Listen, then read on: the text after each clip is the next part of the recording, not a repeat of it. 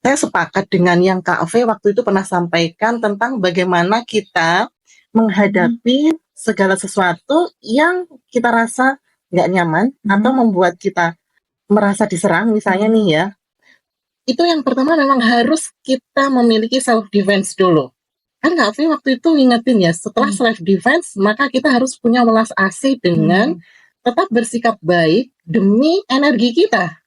Jadi gini, kita sepakati dulu ya, bahwa segala sesuatu butuh proses. Betul. Jadi namanya proses, berarti yang awalnya stepnya di sini, naik step by step. Nah, step pertama ketika kita menerima serangan, menerima perlakuan gak enak, itu harus muncul dulu namanya self-defense atau boundaries, atau batasan, atau benteng lah istilahnya. Kenapa?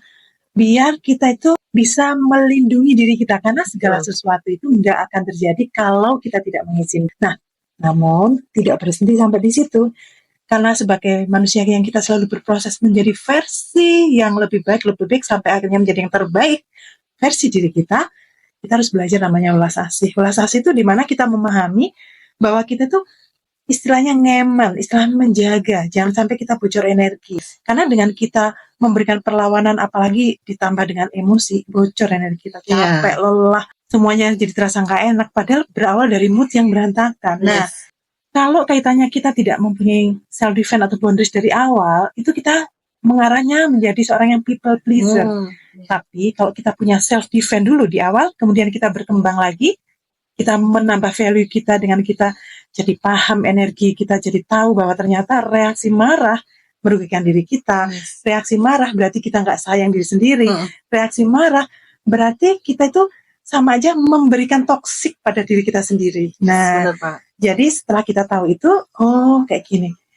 Kita terima dulu, kita validasi dulu bahwa memang ada perlakuan seperti ini, kita netralkan diri dulu. Oke, aku ngambil sikap, aku nolak ini, tapi aku nggak perlu bereaksi yang reaktif.